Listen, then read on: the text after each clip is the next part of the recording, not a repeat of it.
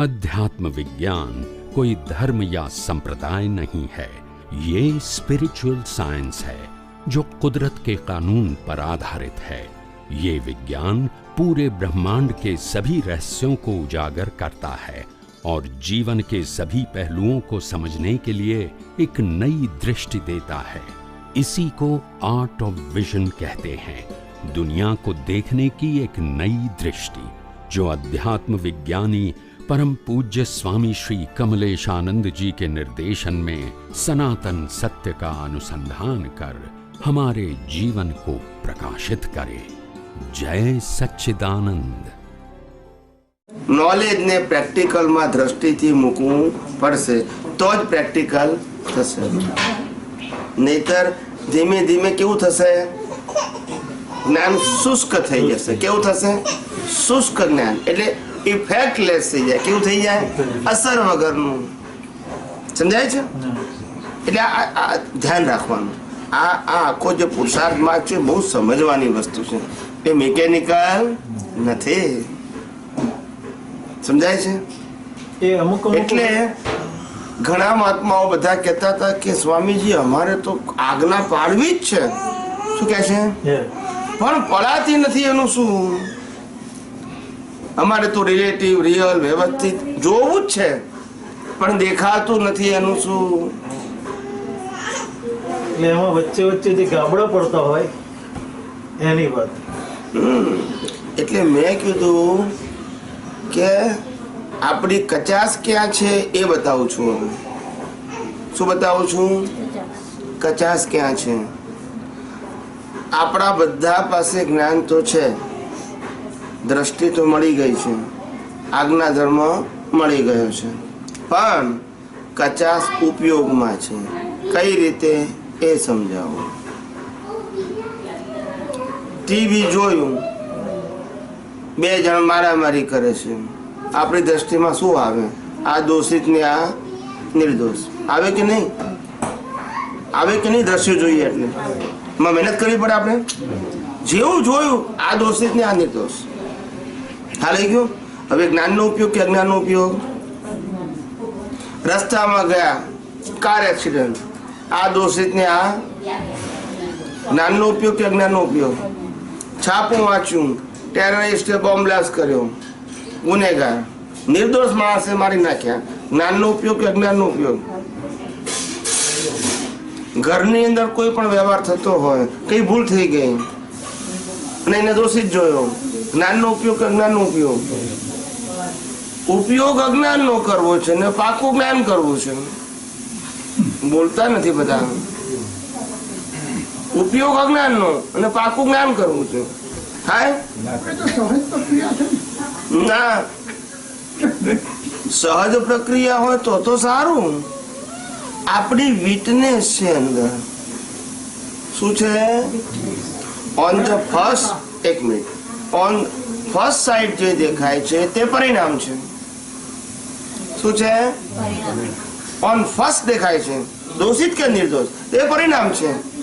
અંદરથી સિગ્નેચર છે ને એ પુરુષાર્થ છે। મન, બુદ્ધિ, ચિત્ત, અહંકાર, સ્પીચ અને એક્શન, આ છ વસ્તુ ડિસાઇડેડ છે। એટલે બહારને આધારે અંદર જે ઊભું થાય છે અંતસ્કરણ, એ પરિણામ જ છે। 100% વાત સાચી છે, ખોટું નથી તમારું, પણ પરિણામની સાથે આપણી જે એકતા છે એ આપણી શું છે? ભૂલ છે। એટલે જાગ્રત પ્રતિષ્ઠિત આત્મા એમાં ભળી જાય છે કે કરેક્ટ, આની જ ભૂલ છે અંદરથી।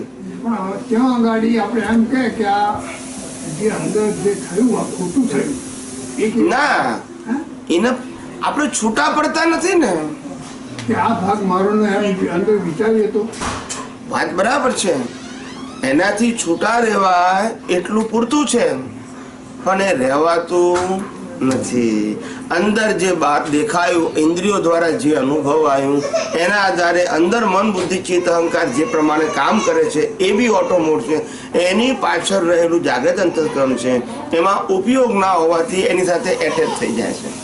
એટલે ડિસ્ચાર્જ અંતસ્કરણ અને જાગૃત અંતસ્કરણ બંને કેવા થઈ જાય છે? એક થઈ જાય છે. જો જાગ્રત અંતસ્કરણમાં જ્ઞાનનો ઉપયોગ હોય, છૂટાપણાનો ઉપયોગ હોય અને પરિણામવાળા ભલે પગમાં ગમે તે હોય એની સાથે વાંધો નથી, પણ ડિસ્ચાર્જ અને ચાર્જ વાળો ભેગો થઈ ગયો તો તમે જવાબદાર થઈ ગયા.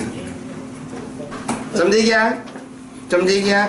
હવે તો કે આવું થવાનું કારણ શું? પેલા મેં પ્રક્રિયા બતાવી કેમ ભેગા થઈએ છીએ. હવે કારણ કહું છું. તો કે છે જેની વેલ્યુ વધારે ત્યાં આપણું કોન્સન્ટ્રેશન. શું કીધું? રાતના 11 વાગે તમારા વાઈફ કે, માનો કે જ્ઞાનમાં આગળ પડતા છે ને તમને કહે છે કે ભાઈ આજે તમે રોજે સામાયિક કરીને આખા દિવસના દોષો જોઈને ઊંઘી જાઓ છો, પણ આજે ઘેર મોડા આવ્યા છો તો 1 કલાક મોડા ઊંઘજો, પણ સામાયિક કરીને આજના દિવસની બધી પ્રક્રિયા છૂટા પડીને જોઈને અને દોષોના પ્રતિક્રમણ કરીને પછી સૂઈ જાઓ, એવું વાઈફ તમને કહે તો તમને શું લાગે? હશે હવે કાલે કરશો, હવે જવા દે ને. એટલે તમે શું કરો? સૂઈ જાઓ. આ એની તમે વેલ્યુ આખી, ઊંઘ અને અવસ્થા, ઊંઘ અને પુરુષાર્થની. હવે રાતના 2 વાગે ફોન આવ્યો તમારા ઉપર કોઈનો,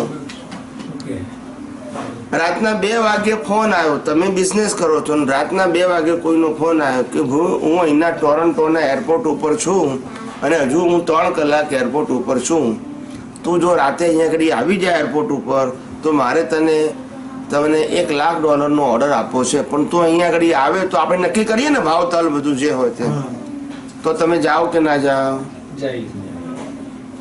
બોલતા નથી બધા. જાઓ. એટલે કોની વેલ્યુ થઈ? સામાયિકની કે પૈસાની? એટલે જેની વેલ્યુ વધારે ત્યાં કોન્સન્ટ્રેશન, જેની વેલ્યુ ઓછી ત્યાં એકાગ્રતા રહે. સમજાઈ ગયા કે નહીં? કાચું કે પાકું? વેલ્યુ તો ભાઈ ડાઉન તો કેમ નહીં થવાની છે? મેં કીધું ને, જેમ જેમ આપણો મોહ સાધન, સંપત્તિ, સંબંધોને સત્તામાંથી ઘટતો જશે અને ઘટવા પાછળનું કારણ કે આપણે આ જગતમાં શુદ્ધાત્મા પદ પ્રાપ્ત કર્યા પછી કશું મેળવવાનું કે કશું ગુમાવવાનું રહેતું નથી. જે મળે છે તે પણ હિસાબ છે અને જે જાય છે તે પણ હિસાબ છે અને છેલ્લે શરીર પણ જતું રહેવાનું છે. માટે એમાં ઇન્ટરેસ્ટ શા માટે?